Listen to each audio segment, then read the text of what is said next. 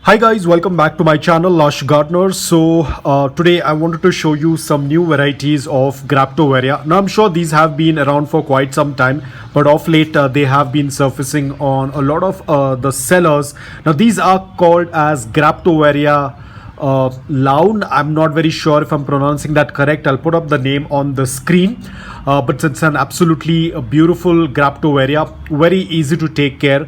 Looks very similar to our opalinas or to the moonstones. I also have some small lavender pebbles over here, which again looks very similar, but the shape of the leaves are very different compared to the Xgraptoveria that we have over here. So these are the new varieties. Now again, I ended up buying two of them, so they look absolutely beautiful. Because of the rains, they did get wet, so I moved them to a different place, because you can see the leaves are starting to look wide open. Whenever you tend to see your succulent leaves are opening up wide, it indicates that they are taking in a lot of moisture. So I just wanted to be a little bit careful with them, but as of now they're doing quite well. The leaves are very plump. So this is the new variety of Xgraptoveria. They get even more purple color. As of now the colors are a little missing, but probably during the winters, once it gets little cooler and there is a good amount of morning direct sunlight for 5 to 6 hours, they will definitely get that beautiful purplish color. I'll try to put up an image of how it looked earlier when there was a lot of sun. These days, almost a week or so, it's been very cloudy, so a lot of the colors are missing, but I'll put up the image of how it looks when it was getting a good amount of morning direct sunlight for 5 to 6 hours. Now as I said, the care is very simple. All you have to do is just give the basic care requirements. The soil has to be loose, porous and well draining. You can see my soil, it's very loose, very porous, well draining. Ensure that your pot has a drain hole so that the excess water can drain out.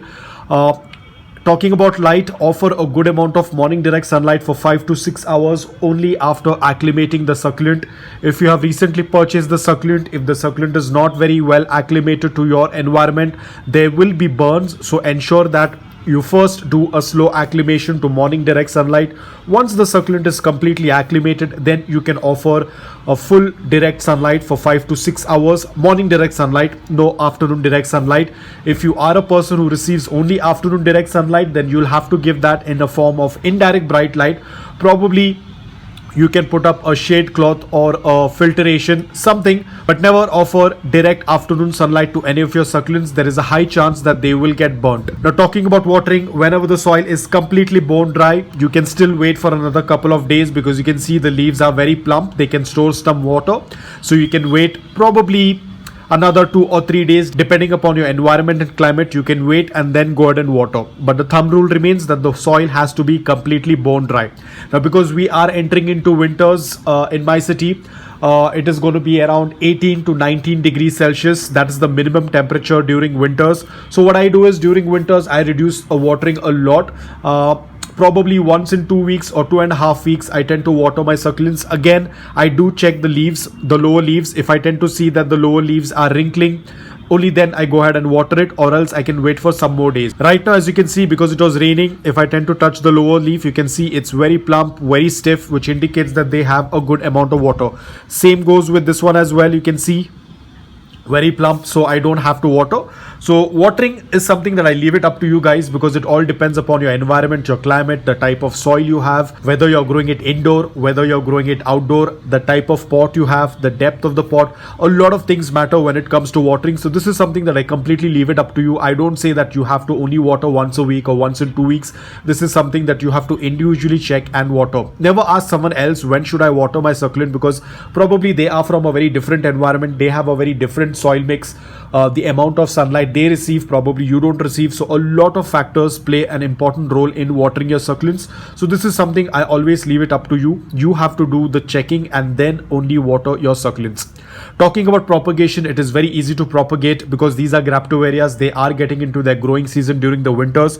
You can do a leaf propagation. You can do a stem cutting of Xgraptoveria. It works absolutely fantastic.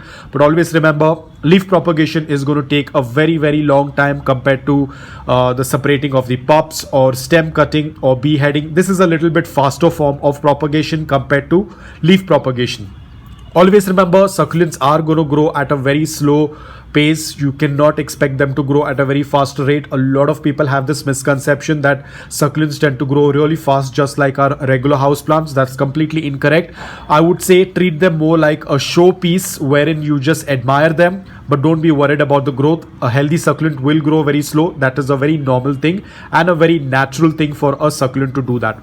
Pest issues, I haven't seen any pest issues on this plant. Also, they have a good amount of farina on them, so ensure that you're not touching on the leaves. A little bit of farina has got damaged probably during repotting, so ensure you're not touching on the leaves. Try to hold the succulent from the roots whenever you're doing repotting, but again, you cannot be 100% sure. A lot of times it gets a little bit damaged, which is absolutely fine, because once it has been repotted, we won't be touching the succulent again for another probably a year, 2 years, 2.5 years, as long as it's not going to be root bound. So probably for another 2 years this succulent is going to be sitting in the same pot. So that's all about it, guys. It's a very easy to grow succulent. Fertilizers, this is something I leave it up to you. I don't use fertilizers, but if you want to use, but you can use a very weak strength of fertilizers during the winters, because that's when they are going to get into their growing period. Please do not add any fertilizers during the summers, especially for people who experience dormancy and non-dormancy. So that's all about it, guys. I hope that you liked this video. If you did, please hit the like button, and if you're new to my channel, please consider subscribing to it. Until then, take care, stay safe, and keep planting.